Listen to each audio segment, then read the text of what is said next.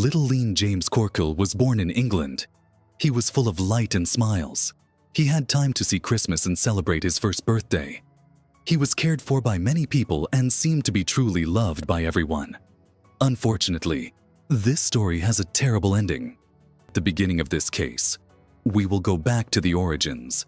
The acquaintance of Laura and Scott Castle. The fateful meeting took place during Christmas celebrations in 2005.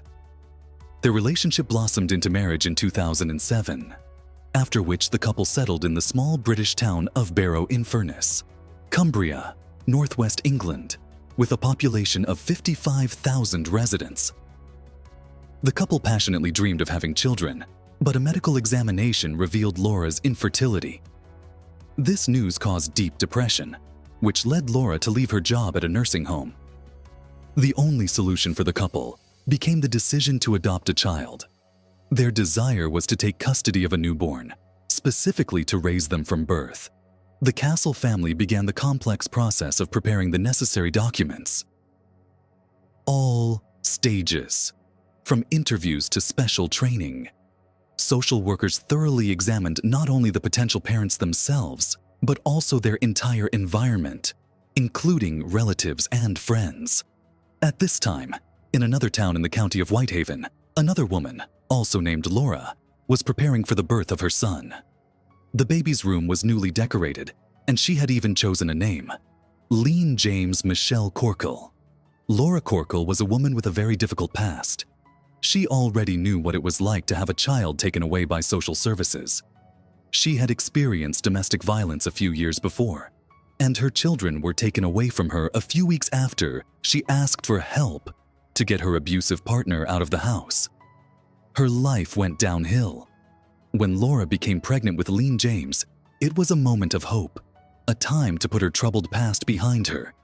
She was in a good place and was supported by Aish Dreyer of Women Out West, an organization that helps women who have experienced domestic and sexual violence. The first social worker showed up at Laura Corkill's house when she was 22 weeks pregnant. She appeared to be happy with the preparations made for the baby at home. However, Laura was still cautious and asked directly if she would be able to keep her baby. The woman reassured her there wasn't any reason the baby would be taken into care. The other social workers who came later were more reserved and detached. Leiland James was born on December 21st, 2019. Mother and child bonded immediately. Laura described her son as perfect. The woman was fascinated by her son's big, bright eyes. Laura was happy and full of joy. She was looking forward to bringing her baby boy home. But 48 hours after his birth, Leiland James was taken away. The midwife who helped deliver him came to tell Laura that a social worker was standing by his crib and was going to take him away.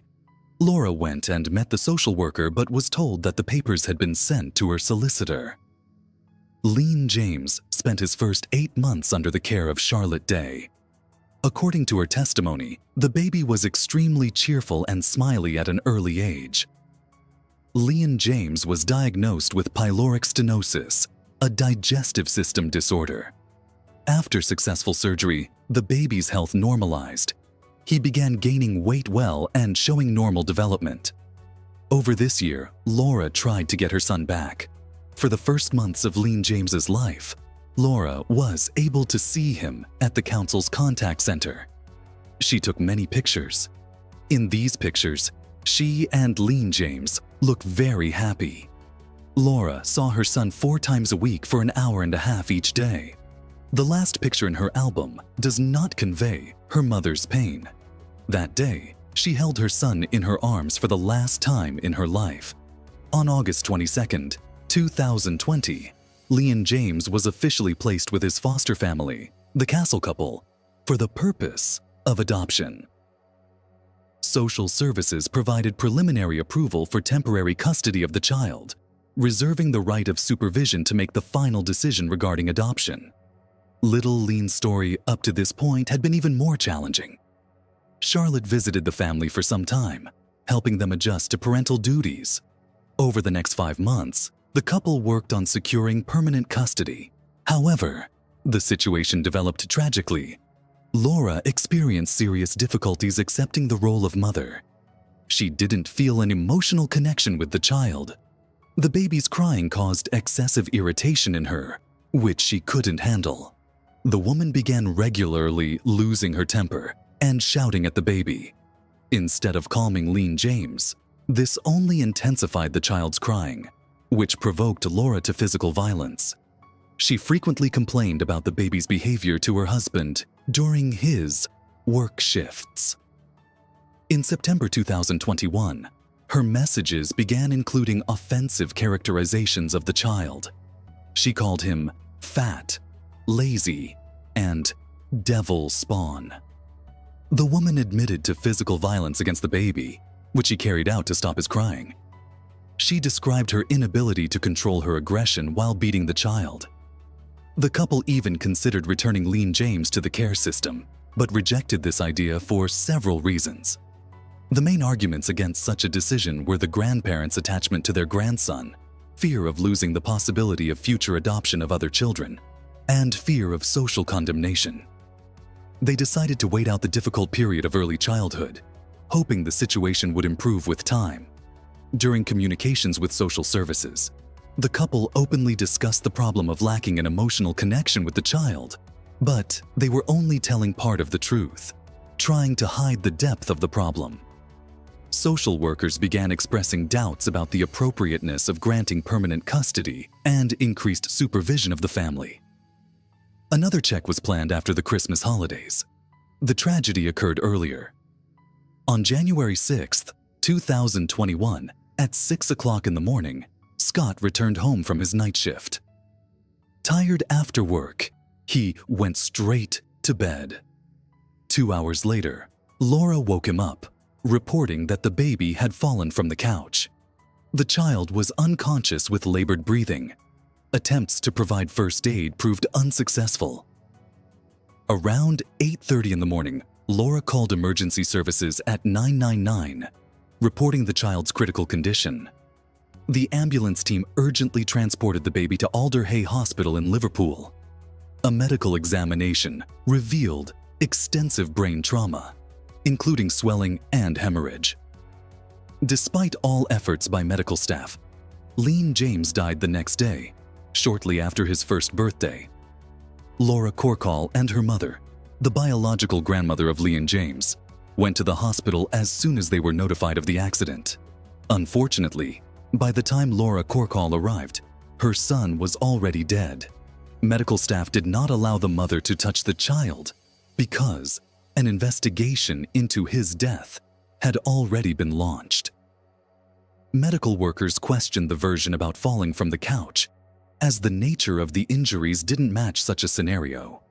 Laura Castle changed her testimony, claiming the child had fallen from her arms. The autopsy revealed a complex of severe injuries, including serious damage to the head, spine, and neck. Experts concluded that the injuries were caused by a powerful impact of the head against a hard surface, possibly a wall or table, and intensive shaking. The force required for such brain damage was extremely high. Experts categorically rejected the possibility of such injuries occurring from a simple fall. Occurring from a fall from a couch, comparing them to the consequences of a serious car accident. Multiple injuries to Leiland James's face and ears were found, characteristic of slaps, pinching, and poking. Damage around the mouth and lips indicated forceful bottle feeding. During questioning, Laura Castle confessed to shaking the child, explaining her actions as attempts to calm unbearable crying while claiming the head impact against the couch was accidental. She showed remorse, insisting her actions were unintentional. After her arrest, she was charged with child abuse. Analysis of the couple's correspondence showed that although Scott wasn't involved in his wife's or Leiland James's death, he never condemned Laura's violent actions toward the child, instead assuring her of his unconditional love and support. Law enforcement conducted an investigation of the care service's activities. The investigation showed regularity in family checks by social services. During visits, the child always appeared well cared for and happy, without visible signs of injuries or negligent care. The house was maintained in proper condition, which gave no cause for concern. Neighbors testified to regular instances of child crying and the mother screaming. On the fatal morning, they heard the usual pattern: a child crying, Laura screaming, then a loud bang, after which silence fell. At the court hearing, Laura Corkill, Leiland James's biological mother, testified. She characterized her son's killer as a monster and told of her unsuccessful attempts to maintain contact with the child, which were blocked by the Castle couple due to their selfish desire to maintain custody of the unwanted child. Laura Corkill also expressed claims against social services, which had assured her of the child's safety. She expressed confidence that the tragedy could have been avoided if Leiland James had stayed with her. The previous guardians, who cared for Leiland James until he was 8 months old, expressed deep grief over the loss. They recalled successfully managing care for the sick child despite his crying due to pain. According to Charlotte Day, the baby needed attention, which he likely didn't receive in the Castle family. She noted that the child cried only due to physical discomfort, stomach pains, forced feeding, or being in a car seat or cradle. Charlotte admitted that this tragedy shook her faith in her calling to raise children, creating fear of trusting potential adopters. At trial, Scott showed emotional shock, telling of his grief and devastation. He admitted that until the end, he believed in his wife's innocence. During cross-examination, the prosecutor raised questions about the predictability of the tragedy given the couple's violent actions. Scott denied any prediction of the tragic outcome. The prosecutor read the couple's correspondence on the eve of the boy's death, where, in response to Laura's complaints about the child's crying, Scott responded with a suggestion to give a good hard slap. The man tried to justify his message as a joke, emphasizing the presence of an emoji. He denied personally using force against Leiland James. When questioned about encouraging violence from his wife through approving messages about her maternal qualities, Scott rejected such accusations, insisting that Laura was a good mother. He claimed he never noticed signs of violence on Leiland James's body during daily care. Scott talked about the couple's unpreparedness for the real difficulties of childcare: frequent crying, night wakings, and food refusal. According to him, although Leiland James seemed not to accept them, there were moments of joy and closeness that justified their decision to wait for the situation to improve. Scott shared his unrealized dreams about the future with Leiland James, particularly about playing football together after starting school. With tears in his eyes, he spoke about Laura as the love of his life, expressing disbelief in her lies. At this moment, the defendant showed strong emotional distress. Laura acknowledged using physical punishment on Leiland James, explaining this through her own experience of corporal punishment in childhood. She confirmed using excessive force while shaking the child that morning. When asked about hiding the truth from medical professionals, which could potentially have saved the baby's life, she cited fear of consequences and shame. The defendant pleaded guilty to manslaughter, explaining her actions as a loss of control due to unbearable child crying. According to her version, the head trauma occurred from an accidental hit against the couch's armrest during shaking. However, the forensic expert refuted the possibility of such serious head injuries from impact against a couch. Laura's version didn't find support in court. The expert thoroughly explained the phenomenon of shaken baby syndrome as one of the leading causes of infant mortality among babies. He emphasized that such a syndrome isn't necessarily a result of intentional violence. Similar injuries can occur during careless play. For example, when adults throw a child too high or shake them abruptly, as well as in traffic accidents. Annual statistics in Great Britain record about 100 infant deaths from this syndrome. In Leiland James's case, experts determined that the injuries arose not only from shaking, but also from a strong impact by a blunt object to the head. On May 25, 2022, the court found the woman guilty of manslaughter and child abuse. 38-year-old Laura Corkill received a life sentence with the possibility of parole after 18 years. The defense expressed disagreement with the court's decision, filing appeals based on the defendant's severe psycho-emotional state. The attorneys emphasized her inability to cope with child crying and subsequent mental disorder. The defense also appealed to the presence of positive moments in the parents' relationship with Leiland James. Additionally, they noted Laura's difficult situation in prison, where she experiences abuse and the threat of her marriage dissolving. All charges were eventually dropped against her 35-year-old husband, Scott Martin Birch.